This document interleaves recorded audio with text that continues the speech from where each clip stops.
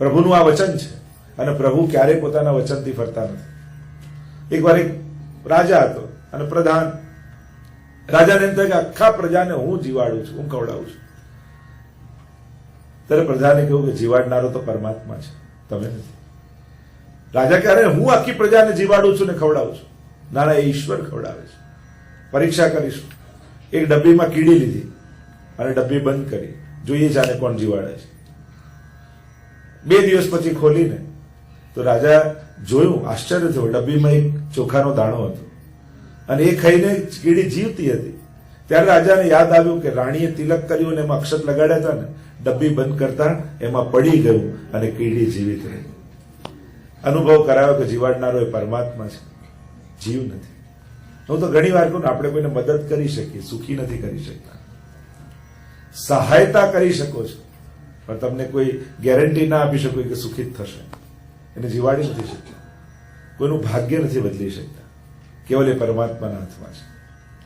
ગોપીજનો મંગલાચરણ કરે. જયતિ તે અધિકમ જન્મના વ્રજ, આપના પ્રાગટ્યથી વ્રજ વૈકુંઠ કરતા પણ અધિક શોભી રહ્યું છે. હવે લોકો વૈકુંઠ વાસ નથી માંગતા, વ્રજવાસ માંગે છે. આપણે ત્યાં તો વાર્તા પ્રસંગમાં આવે ને કે એકવાર ગુસાઈજી ગોકુલમાં હવેલીમાં વિરાજમાન હતા અને બહાર જોર જોરથી અવાજ થતો હતો. ગુસાઈજી કહો, ગિરધર જોઈને જો શેનો અવાજ આવે છે? બહાર જઈને જોયું તો જોઈને આવ્યા ગિરધરજીને કહેવા લાગ્યા કે બહાર કોઈ ગધેડું મરી ગયું છે અને કોઈ વ્રજવાસી અમને ખેંચી રહ્યા છે. આ સાંભળતાની સાથે ગુસાઈજીના નેત્રો ભરાઈ આવ્યા. ગુસાઈજી એટલું બોલ્યા કે એ ગધે કે ભાગ કો કહા કહીએ, એના ભાગ્યની શું સરાહના કરું, મર્યા પછી પણ એનો દેહ વ્રજરોજમાં આળોટાઈ રહ્યો છે. અરે ગિરધર, મેરે સાથ ભી એસો હી કર્યો, મારી જોડે આવું કરજો. ઇતિહાસ એમ કહે છે ગુસાઈજી તો સદેહ ગિરિરાજની કદરામાં પધારી ગયા, પણ પોતાનો ઉપરણો મૂકતા ગયા અને ગિરધરજીએ ઉપરણો વ્રજરજમાં આળોટાવતા અને ઉપરણાનો અગ્નિ સંસ્કાર કર્યો. એવી વ્રજની મહત્તા કઈ છે. આ વ્રજમાં આ રજની મહત્તા છે. યમુનાજીમાં રજની મહત્તા, ગિરિરાજજીમાં રજની મહત્તા અને વૃંદાવનમાં રજની મહત્તા. આ ત્રણેય જગ્યાએ વ્રજરજની મહત્તા છે. દેવતાઓ પણ આ વ્રજરજમાં આલોટવા માટે લાલાયિત રહે છે. શ્રી યમુનાજીમાં સ્વરદ અમંદ રેણુત કટામ, જલ કરતા પણ રજ અધિક છે. ઠાકોરજીની રજ ચરણની એમાં છે. આ 3 જગ્યાએ રજ છે. ત્રીજી છે ગિરિરાજજીમાં. गोवर्धन की रहिए तरेटी, गोवर्धन की नित प्रति मदन गोपाल लाल के चरण कमल चित लइए, और रज में लोटत गोविंद कुंड में नहीं. ત્યાં પણ ઠાકોરજીની રજ છે અને વૃંદાવનમાં તો છે રજ. અને આમ આ રજની મહત્તા આપણે ત્યાં ગાઈ છે. ગોપીજનો કહે વૈકુંઠમાં જે સુખ નથી એ તો વ્રજમાં છે. અને એનું પ્રમાણ શું કે વ્રજની મહત્તા વૈકુંઠ કરતા આગળ વધી ગઈ છે. ગોપીઓ કહે શ્રયત ઇન્દિરા શશ્વદત્ત રહી. સ્વયં ઇન્દિરા, સ્વયં લક્ષ્મી વ્રજમાં આવીને વાસ કરે છે. જે વૈકુંઠની રાણી છે એ વ્રજમાં દાસી બની સેવિકે બનીને સેવા કરે છે. એવો પ્રસંગ કહે છે ને કે જયારે નંદ મહોત્સવ ચાલી રહ્યો હતો એટલામાં નારદજી નંદ મહોત્સવનું દહીં લઈને વૈકુંઠમાં પહોંચ્યા. લક્ષ્મીજીને કહ્યું, લો આ પ્રસાદ શેનો છે, એકવાર લો તો ખરા. અને જ્યાં લક્ષ્મીજી મુખમાં મૂક્યો, કહ્યું આપના પતિ બાળક બનીને વ્રજમાં પ્રગટ થયા છે, એનો આ પ્રસાદ છે. ભાગ્યશાળી છો આપ, વિશ્વમાં કોઈ એવી સ્ત્રી નહીં હોય જે પોતાના પતિને પારણામાં ઝૂલતો જુએ. ચાલશે પછી કરે. શ્રી ગોવર્ધન એવી કોઈ સૌભાગ્યશાળી સ્ત્રી નહીં હોય. અને કહેવા લાગ્યા નારદજી કે આજ સુધી આટલા અવતાર થયા, પણ આ વખતે તો પ્રભુએ જે સ્વરૂપ લીધું છે ને એનું સૌંદર્ય જ કંઈક જુદું છે. અને એટલા પ્રશંસા કરી કે લક્ષ્મીજીને એમ થયું કે મારે પણ દર્શન કરવા જવું છે. નારદજી કંઈક વ્યવસ્થા કરો ને. નારદજી કહે કે લઈ તો જાઉં, પણ આપના જેવા અનેક લક્ષ્મીઓ વ્રજમાં છે. લક્ષ્મી સહસ્ત્ર લીલા ભી સેવ્યમાનમ કલાનિધિ. વૈકુંઠમાં તો એકલા આપ એટલે આપનું રાજ ચાલે, વ્રજમાં તો અનંત છે. શું કરીએ? એવું કરો, ત્યાં રાણી બનીને તો પ્રવેશ નહીં થાય, પણ સેવક બનીને જશો તો જરૂર સેવા મળશે. જ્યારે પણ નંદાલયમાં, હવેલીઓમાં, ધર્મક્ષેત્રોમાં જઈએ રાણી બનીને, શેઠાણી બનીને, માલકીન બનીને જશો તો સેવા નહીં મળે, દાસી બનીને જશો તો સેવા મળશે. અને જ્યારે પણ ધર્મ ક્ષેત્રમાં જઈએ, કોઈ પણ આધ્યાત્મિક કેન્દ્રોમાં જઈએ, ત્યારે આપણે કેવલ પ્રભુના દાસ બનીને જવું. લૌકિકમાં મળેલા સન્માન, પદવીઓ, પ્રતિષ્ઠાઓ એને માથે રાખીને ભગવાનની સન્મુખ ક્યારે નહીં જવું. નહીં તો ઠાકોરજી છે ને, મટકી ફોડતા પ્રભુને બહુ સારી આવડે છે. જે આ બધી મટકીઓ માથે મૂકીને જાય ને, એવો પથ્થર મારે કે બધું ત્યાં ફૂટી જાય. અને એટલા બધા એ બધા માટલાઓ મૂકીને જ જવું. તો ઘણી વાર કહું કે સાપ હોય ને, ત્યાં બહાર ચાલતો હોય તો વાંકો ચૂકો ચાલે ને, પણ પોતાના દરમાં જતો હોય ત્યારે કેવો સીધો થઈને જાય ને. સમજ્યા કે સમજાવું? બહાર ગમે તેટલા વાંકા ચુકાઓ ચાલે, પણ ઘરે જાઓ ત્યારે તો સીધા થઈને. એટલે કે બહાર મળેલા સન્માન, પ્રતિષ્ઠા, પદવી ઘરે લઈને જશો ને તો ઘરનાય નીરો ને બહારનાય નીરો. ઘરે તો એક પિતા, એક માતા, એક ભાઈ, એક બહેન, એક બનીને જવું તો જ ઘરના લોકોનો સ્નેહ મળે. એમ મંદિરે પણ જાઓ ને તો એ બધું મૂકીને જવું, એક ભક્ત બનીને પ્રવેશ. નહીં તો તમને મળેલા સન્માનો તમને ભક્ત નહીં બનવા દે. જો એ લઈને અંદર ગયા ને, ચપ્પલ બહાર કાઢો ને એની સાથે પોતાનું વ્યક્તિત્વ પણ મૂકી દેવું. અંદર તો એક વૈષ્ણવ જ જવો જોઈએ. એટલે ગોકુલનાથજી પેલા વૈષ્ણવ, તું કોણ છે? તો કે હું વૈષ્ણવ છું. તું કોણ છે? તો કે વૈષ્ણવ છું. તો ગોકુલનાથજી કે અમારી અપરસ નથી છોવાય. કોઈ વૈષ્ણવથી અમે નથી છોવાતા, પણ જો તે કીધું તો હું ફલાણો શેઠ છું, ફલાણો વ્યક્તિ છું, તો અમે અપરસ છોવાઈ જાય. તો જ્યારે પણ ભગવત સ્થાનોમાં જાઓ, 2-3 વસ્તુ યાદ રાખવી. કોઈ પણ લૌકિકમાં અને સંસારમાં મેળવેલા સન્માનોનો ભાર રાખી પ્રભુની આગળ નહીં જાય. બીજી વાત, લૌકિક વ્યવહાર કરવા જ ખાલી ઠાકોરજી પાસે નહીં જવું. ઓહો, આમણે કથા રખાઈ છે, નહીં જઈએ તો ખોટું લાગશે. એટલે કથામાં આવીને લૌકિક કર્યું કે લૌકિક વ્યવહાર માટે આવે. એમ માનું ભલે મારા લૌકિક સંબંધી છે, પણ ભગવત કથા રખાઈ તો 2 ક્ષણ મને પણ લાભ મળશે. બુદ્ધિ અલૌકિક રાખવી. ભલે લૌકિક વ્યવહારથી આમંત્રણ હોય, પણ લૌકિક વિચારીને નહીં જવું. કારણ કે શું થશે? જવાનું ફળ જ હશે. અને એટલા માટે જવું તો અલૌકિક ભાવ રાખ્યું. ત્રીજી વાત,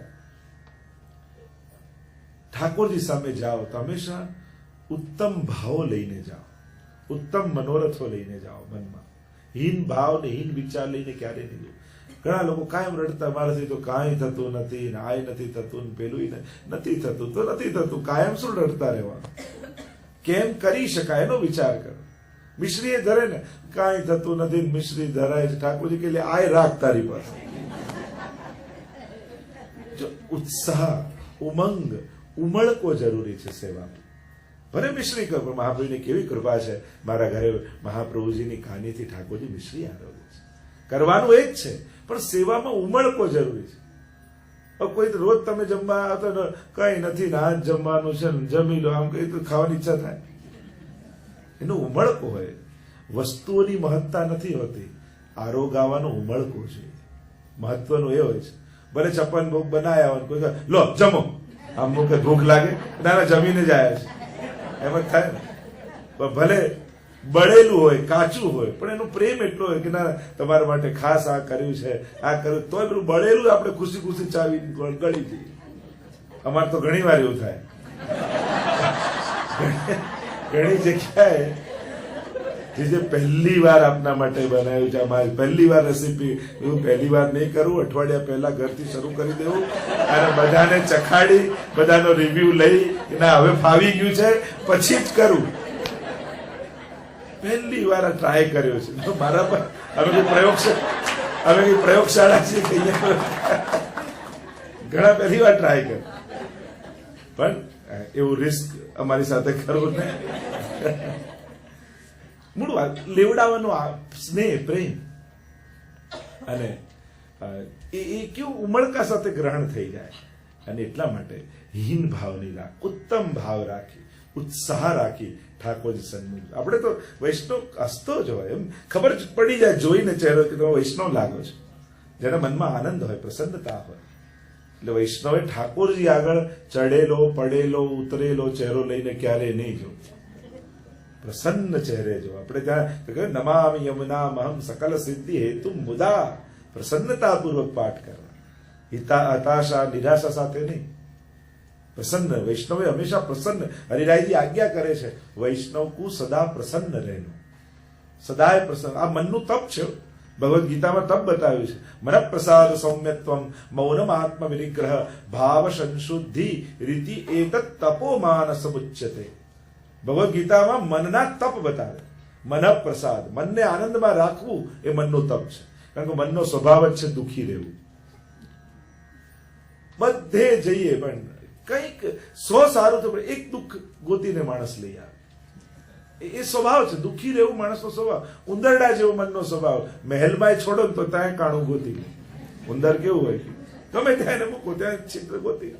આ મન પણ એવું છે. એ વધારે વાર પ્રસન્ન નથી રહી શકતું. નક્કી કરો મારે આનંદમાં રહેવું છે. એ મનનું તપ થઈ જશે. કઠિન લાગશે કે હંમેશા આનંદમાં કેમ રહી શકાય, પણ તમે શરણાગત છો, પ્રભુના છો, આનંદ રૂપ હરિ છે, એના દાસ બન્યા છો. પ્રસન્ન રહો. સૌમ્યત્વમ, મનને સૌમ્ય રાખો. ભાવ સંશુદ્ધિ, નક્કી કરો મારે ખરાબ નથી વિચારવું. વ્યક્તિઓ ખરાબ મિલે, ઘટનાઓ ખરાબ થાય, પરિસ્થિતિઓ બગડે, નક્કી કરો મારે સારા અર્થઘટનો કરવા છે, મારે ખરાબ નથી વિચાર. ઉત્તમ. જેમ એક જ ગાડીમાં બે જણા જતા હોય, ગાડી ભટકાઈ, એક એમ વિચાર કરે લો મારી જોડે જ આવું થાય, જો ને ગાડી ભટકાઈ. અને બીજો બાજુવાળો એમ વિચાર કરે જો ઠાકોરજી આટલામાં બચાવી લીધા આપણને, આટલું થયું પણ આપણે ઉઘરી કઈ થયું નહીં. હવે એક જ ઘટના ઘટી છે, બંનેને કેવો જુદો વિચાર, અને જુદા વિચારથી બંનેના ફિલિંગ્સ કેવા જુદા થાય છે. એક નક્કી કરો મારે ભાવની શુદ્ધિ રાખવી છે, ખરાબ વિચારવું નથી. સારા અર્થઘટનો કાઢતા શીખવા. આદત પાડો બુદ્ધિને કે દરેક ઘટનાઓમાં સારા અર્થઘટનો કાઢતા શીખે. તથૈવ તસ્ય લીલેતી મતવા ચિંતામ ધૃતમ ત્યજેત. ઘટનાઓ રૂપે જોશો તો સુખ દુઃખ થશે, લીલાઓ રૂપે જોશો તો આનંદ થશે. महाप्रभु जी कहते हैं जगत को भी लीलाओं रूप से देखिए. આ પ્રભુની લીલા છે, પ્રભુ જ કરનારો છે. એ સગળું સારું કરશે એવો ભરોસો મનમાં નથી હોતો ને કે સારું કરશે, અને એટલા માટે આપણને ઉદ્વેગ રહે છે. પણ આપણા જીવનને જુઓ ને, કેવી કેવા જીવનની પરિસ્થિતિઓ આવી, કેવી કેવી ઘટનાઓમાંથી આપણે પસાર થયા. ઘણી વાર એમ થયું કે હવે તો જીવન સમાપ્ત થઈ જશે, હવે તો ફસાઈ ગયા, ખતમ થઈ ગયા. છતાંય ઠાકોરજી બધેથી કાઢ્યા. તો આટલા વર્ષો સુધી જે કાઢતો આવ્યો તો શું હવે નહીં કરે? એ હવે કરશે. ભરોસો રાખો. એ સદેથી બચાવનારો છે, હંમેશા એ આપણી રક્ષા કરનારો છે. અહીંયા લક્ષ્મીજીને કહું સેવક બનીને જશો તો સેવા મળશે, રાણી બનીને જશો તો નહીં મળે. શું કરવું? આપને ઉપાય બતાવો. અને નારદજી લઈ ગયા બેલવન. બેલવનમાં લક્ષ્મીજીને કહું કે હવે આ રાણીનો વેશ કાઢો ને માલણનો વેશ ધરી લો. હાથમાં ફૂલોની છાપ આપી અને હવે હું તમને નંદાલયમાં જઉં, જે કોઈ પૂછે કોણ છો કહેજો કે નંદ બાબાની માલણ છું, બંધનવાર બાંધવા આવી છું અને વધાઈ લેવા આવી છું. અને હવે તો ફૂલોની હાથમાં છાપ મળી ગઈ અને લક્ષ્મીજી ચાલ્યા અને મધુર ગાન કરતા કરતા ગયા. જવા લાગ્યા લક્ષ્મીજી. બધા ગોપીજનો રોક્યા, ઉભા ઉભા, કોણ છો, કોણ છો, ક્યાં જઈ રહ્યા છો? ગભરાઈ ગયા. એકવાર તો લક્ષ્મી ધીમે રહીને કહ્યા, અરે નંદ બાબાની માલણ છું ને તોરણ બાંધીને વધાઈ લેવા આવી છું. અચ્છા, વધાઈ જઈશ. આમ કઈ લક્ષ્મીજીને પાલો પકડાવ્યો. જેને જે દાગીના પહેર્યા હતા બધા કાઢી લક્ષ્મીની જોલીમાં આપી દીધા. લક્ષ્મીની જોલી જુએ ને જુએ ગોપીઓને, મનમાં વિચારે આખી દુનિયા મારી આગળ જોલી ફેલાવે, ધન્ય છે આ વ્રજાંગનાઓ જે લક્ષ્મીની જોલી ભરી દે છે. ખૂણામાં જઈને નાખ્યા. નારદજીને કહ્યું આપ આગળ ચાલો. હટો હટો હટો કરતા કરતા નારદજી રસ્તો કરવા લાગ્યા અને નંદાલયની અંદર પ્રવેશ કરાવી દીધા લક્ષ્મીજીને. બહારથી દ્વાર બંધ કરી દીધા. ચોકમાં આવી ગયા લક્ષ્મીજી. અંદર જુએ નિજ મંદિરમાં તો રક્ત જડિત સોનાના પલ્લામાં લાલન પલને ઝૂલી રહ્યા છે, યશોદાજી ઝુલાવી રહ્યા છે. અને એવું સુંદર સ્વરૂપ લાલનનું જોયું. લક્ષ્મીજીને થયું લાવ સાષ્ટાંગ દંડવત કરું. અને સુઈને સાષ્ટાંગ દંડવત જ્યાં કર્યા એટલામાં કોઈએ દ્વાર ખોલી દીધું. હજારો વ્રજભક્તો અંદર પ્રવેશી ગયા. લક્ષ્મીજીને આવતા બધાએ જોયા પણ જતા કોઈએ ન જોયા. શ્રેયત ઇન્દિરા શશ્વદંત રહી. લક્ષ્મીજીનો ત્યાં અખંડ નિવાસ થઈ ગયો. એટલે ભાગવતજીએ લખ્યું તત આરભ્ય નંદસ્ય વ્રજ સર્વ સમૃદ્ધિમાં. વ્રજ સર્વ સમૃદ્ધિ યુક્ત થઈ ગયું, કારણ કે લક્ષ્મીજીનો અખંડ નિવાસ વ્રજમાં થઈ ગયો. અને એટલા માટે પ્રભુ જ્યાં હોય ને ત્યાં લક્ષ્મીજી હોય છે. ધન અને લક્ષ્મીમાં ફરક છે. કમાઈને લાવી એ ધન, અને જયારે એનો સદુપયોગ કરો ત્યારે એ ધન લક્ષ્મી બની જાય છે. ઘણા લોકો કે આ લક્ષ્મીજીને પગ પાસે કેમ મૂકો છો? લક્ષ્મીજીને પગ પાસે નથી મુકાતા, ધનને પગ પાસે મુકાય છે અને મુક્તાની સાથે લક્ષ્મી બની જાય છે. એનો ઉપયોગ એને લક્ષ્મી બનાવે છે. લક્ષ્મીજીને નથી મૂકતા. મૂકો છો ધનને, ભેટને, પણ એનો ઉપયોગ એને લક્ષ્મીનું રૂપ બનાવી દે છે. એ ચરણમાં આવતા પ્રભુના એ લક્ષ્મી બની જાય છે. કારણ કે પ્રભુના ચરણ સેવા માટે લક્ષ્મીજી હૃદયમાં વાસ આપ્યો, પણ એ છોડીને પણ ચરણમાં આવી ગયા છે. અને એટલા માટે અહીંયા લક્ષ્મીજીનો કાયમી નિવાસ થઈ ગયો. જ્યાં પ્રભુ છે ત્યાં લક્ષ્મીનો નિવાસ છે.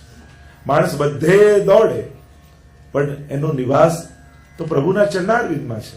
અને એટલા માટે તમારા જીવનનું કલ્યાણ ઈચ્છતા હો તો પ્રભુના ચરણનો આશ્રય જરૂર કરજો. 5 મિનિટ પણ ઠાકોરજી આગળ બેસો જરૂર. રોજ નિયમ બધાનો હોવો જોઈએ. 5 મિનિટ પ્રભુ આગળ જરૂર બેસો. એમની દ્રષ્ટિ પડવા દો. એની દ્રષ્ટિમાં મંગલ છે. મંગલ રૂપ નિધાન સાંભળો, મંગલ રૂપ નિધાન, એ તો મંગલનો નિધિ છે. અને એટલા માટે એના ચરણ કમલનો આશ્રય કરશો ને, તમારા જીવનમાં મંગલ થશે. જેનું દુર્ભાગ્ય ચાલતું હોય એને ક્યાંય ફાફા મારવાની જરૂર નથી. લોકો ક્યાં ક્યાં ભટકે, આને બતાવું, પેલાને બતાવું, આ ઉપાય કરું, પેલો ઉપાય કરું. એકમાત્ર પ્રભુના ચરણ કમલનો આશ્રય કરો. પ્રભુ મંગલના નિધિ છે. એ તમારા દુર્ભાગ્યને ટાળી તમારા જીવનમાં મંગલ પાથરશે. બાકી ભટકતા રહેશો તો લોકો ભટકાયા જ કરશે. અને એટલા માટે અનન્ય આશ્રય પ્રભુનો કરવો. અહીંયા કહ્યું શ્રેત ઇન્દિરા શશ્વદત્રહી દહિત, સંબોધન કર્યો છે દયાલુ. દૃશ્યતામ, આપ દેખાઓ. કણ કણમાં બ્રહ્મ છે એ વાત તો આપણે બધાએ સાંભળી છે, પણ ભક્તોને તો આંખે જોવાની ટેવ પડી છે. આંખીને એસી ટેવ પડી. ત્વયી ધૃતાસવત હે દહિત દૃશ્યતામ દીક્ષુ તાવકાહ, અમે તમારા છીએ અને એટલા માટે કહીએ છીએ કે દેખાઓ. 2 વસ્તુ છે, એક તમારા છીએ ને એક તમારા જ છીએ. આપણે કે હું ઘરનો, પરિવારનો, દુકાનનો, ઓફિસનો, અને તમારો પણ ઠાકોરજી. અને ગોપીઓ કહે તમારા જ છીએ. તાવકાહ, તમારા. જો ગીતાજીની શરૂઆત મામકાથી થઈ, ધર્મક્ષેત્રે કુરુક્ષેત્રે સમવેત્તા યુત્સવ મામકાહ પાંડવાશ્ચૈવ કિમ અકુર્વત સંજય. ગીતાજીની શરૂઆત મામકાથી અને ગોપી ગીતની શરૂઆત તાવકાહ. તમારા છે. ત્યાં મારું મારું છે એટલે ગીતાજીના અંતમાં શું થયું? યુદ્ધ થયું. અહીંયા તારું તારું છે એટલે ગોપી ગીતના અંતમાં શું થયું? રાસ થયો. તમારે જીવનમાં યુદ્ધ જોઈએ છે કે રાસ? એ તમારે નક્કી કરવું. જો મારું મારું મારું એની ઈચ્છાથી જીવશો તો કહું ને, આપણે જેમ બોલીએ ઠાકોરજી કહે મારું મારું, પ્રભુ કે તો તને મારું. અને આપણે કે તારું તારું તારું, કે ભવસાગર તારું. એટલે જેવું બોલો એવું પ્રભુ કરે. અને એટલા માટે 2 વૃત્તિઓ સમાજમાં છે, એક મારાની વૃત્તિ, એક તારાની વૃત્તિ. તમારે યુદ્ધ જોઈએ જીવનમાં કે રાસ જોઈએ? કારણ કે યુયુત્સુઓ ભેગા થયા ને, ત્યાં મુમુક્ષુઓ નથી. અહીંયા મુમુક્ષુઓ છે, ત્યાં યુયુત્સુઓ છે. ગીતાજીમાં યુયુત્સવ કિમ અકુર્વત, યુદ્ધની ઈચ્છા વાળા, સંઘર્ષની ઈચ્છા વાળા. 2 પ્રકારનો સમાજ છે, એક શ્રદ્ધાવાન, બીજું સ્પર્ધાવાન. સ્પર્ધાવાન સમાજને ક્યારે શાંતિ નથી મળતી. જે એકબીજાથી આગળ નીકળવાની મહેનતમાં હોય ત્યાં શાંતિ ક્યાંથી આવે? શ્રદ્ધાવાન સાથે લઈને આગળ વધવાની કોશિશ કરે. જો સંગઠનમાં, સંસ્થામાં કામ કરવું એટલે સમૂહ ગાન જેવું છે. સમૂહ ગાન હોય ને, બધા એક સાથે ગાતા હોય, એમાં 2-4 ને વધારે સારું આવડતું હોય, પણ એ જો પોતાનું સારું બતાવવા જાય ને તો આખો કાર્યક્રમ તો બેસુરો જ લાગે. સાથે મળીને જે કાર્ય કરવાની વૃત્તિ આપણું કાર્ય છે, આપણે કરવાનું છે. કેન્દ્રમાં જયારે તમે આવો એવી ટીમ આપણી હોવી જોઈએ. એકબીજાને સાચવી લેવાની વૃત્તિ, એકબીજાને સાથે લઈને આગળ વધવાની વૃત્તિ. આપણા માર્ગનું કાર્ય એ તો બધું ગોઠવાશે ને એટલે આપણે પહોંચી જઈશું. ના, સાથે જોડીને કરીશું. અને આપણા ઘરનું કાર્ય આપણે નહીં કરી તો પાડોશી આવીને તો કરી નથી જવાનું. આજે બેસેલો દરેક વૈષ્ણવ સંકલ્પિત થાય કે દર મહિને 2 વાર સત્સંગ થાય. જવાનું એટલે જવાનું. અમુક વસ્તુ તો નિયમ બનાવીને જ ચાલવાનું. કારણ કે તમે મનને ઢીલું મૂકો ને પછી ક્યારે સંજોગો ગોઠવાતા નથી. અમુક વસ્તુમાં કોમ્પ્રોમાઇઝ નહીં કરે. અમારા પરપિતામાં તો કહેતા કે મનને એકવાર ખોટું ઉદાહરણ આપી દો ને, પછી ખોટું ઉદાહરણ કાયમ આપીને તમને સત્કર્મો નહીં કરવા દે. એકવાર તમે સત્સંગમાં ના ગયા, એ દિવસે નતા ગયા તો ચાલ્યું, આજે નહીં જવું તો ચાલશે. એટલે મનને ક્યારે ખોટું એક્ઝામ્પલ નહીં આપે. કારણ કે આ એકવાર ઉદાહરણ મળી જાય ને પછી એનો ઉપયોગ કાયમ કરશે. નક્કી કરો. તો ભાગવતજીની સન્મુખ તમે બેઠા છો, નક્કી કરો, બાળકો માટે નક્કી કરો, તમારા માટે નક્કી. અને આ કયું વ્રજ કેન્દ્ર કેવલ નાના બાળકોનું કેવલ યુવાનો નથી, વડીલોનો સત્સંગ છે, ચિંતન શિબિરો થાય છે. એટલે એક વાત નક્કી કરી, અને જે એરિયામાં આસપાસ વૈષ્ણવ રહેતા હોય નક્કી કરો, તમારી ખાલી કાર આવે છે તો 3 જણાને ફોન કર્યો, તમારે આવશે, તમારે આવશે. અને કોઈને સત્સંગમાં લાવવા એના માટે આનાથી મોટું પુણ્ય કર્યું, કોઈને ભગવત કાર્યમાં જોડવા આનાથી મોટું પુણ્ય કોઈ નથી. અહીંયા જેટલા બેઠા છે નક્કી થાય કે આપણે દર સત્સંગે આટલી જ સંખ્યા થાય તો કેવો સુંદર સત્સંગ થાય. આજે આપણે બધા જ સંકલ્પિત થઈ, અને નહીં કરો તો આપણું જતું રહેશે ઘરમાંથી, પરિવારમાંથી. વિચાર કરો 20 વર્ષ પછી પુષ્ટિ માર્ગમાં કોણ? જો તમે કટિબદ્ધ ન થયા ધર્મને અને ધર્મ જીવવાથી જીવે છો. પોસ્ટરો લગાવતી ધર્મના પ્રચાર થતા નથી, પણ આપણે બધા વૈષ્ણવ નક્કી કરીએ કે અમારે પુષ્ટિ માર્ગી રીતે જીવન જીવવું છે, અમારે અમારા બાળકોને સંસ્કાર આપવા છે, અમારે અમારા યુવાનોને જોડવા છે. અને જાતે કરશો તો પરિવારમાં રહેશે, મૂકી દેશો અને આપણે તો આમ થતું નથી, આમ થતું નથી, એવી કેવલ ડિમાન્ડિંગ નેચર વાળા જ રહેશો તો કઈ નહીં થાય. કોણ કરશે? આપણે જ કરવાનું છે. અને એટલા માટે સંકલ્પિત થાવ. અહીંયા કહ્યું કે દીક્ષુ તાવકા અમે તમારા છીએ, અને જે પ્રભુનો થાય ને, પ્રભુ સગળું આપના થયા છે, સર્વ સમર્પણ કર્યું છે. અને પ્રભુ એવું સાંભળ્યું છે, યથા મામ પ્રપદ્યન્તે તા સદૈવ ભજામ્યહમ. અમે જે રીતે આપને ભજી, આપ પણ અમને ભજો છો. પ્રભુ આપની પ્રતીક્ષા કરી રહ્યા છે. પ્રગટ થાવ, દૈત દૃશ્યતામ, દર્શન આપો. આંખને લાલચ હોય પ્રભુના દર્શનની, અને જે નિયમપૂર્વક દર્શન કરતા હોય ને પ્રભુના, તો પ્રભુ એમની રાહ જોતા હોય. હવેલીમાં અમે તો જોયું છે, જે નિયમપૂર્વક ટેક રાખીને દર્શન કરવા આવતા હોય ને, ઠાકોરજી રાહ જોતા હોય. ઘણી વાર એ વૈષ્ણવ મોડા થાય ને તો કંઈક ને કંઈક એવું થાય કે દર્શન બંધ કરવામાં મોડું થઈ જાય. આપણે તો વાર્તા સાહિત્યમાં પ્રસંગ જો ચૌડાની વાર્તા આવે છે કે નિત્ય રાજભોગના દર્શન કરવા જતા એકવાર મોડું થઈ ગયું, અને દોડતા દોડતા શ્રીનાથજીના મંદિર ઉપર ચડવા જાય, દ્વાર બંધ થઈ ગયા. એવો તાપ થયો કરે આજે ઠાકોરજીના દર્શન મને નહીં થાય, મારો નિયમ તૂટી ગયો, મને ભગવત દર્શન વગર કેમ રહીશ? એવો તાપ થયો, નિજ મંદિરની પાછળની દિવાલમાં જઈને માથું પછાડવા લાગ્યા. પ્રભુ કયો મારો અપરાધ થયો કે આજે દર્શનથી વંચિત રહી ગયો? અને એવો વિરહ થયો કે ઠાકોરજીથી સહન ન થયો. ઠાકોરજી પોતાની છડી ઉપાડી દિવાલ પર ખોદવા લાગ્યા ઠાકોરજી, અને ત્યાં બખોલ કરી એ વૈષ્ણવને ત્યાંથી દર્શન અક્ષણ બતામ ફલ ઇદમ ન પરમ વિદામ.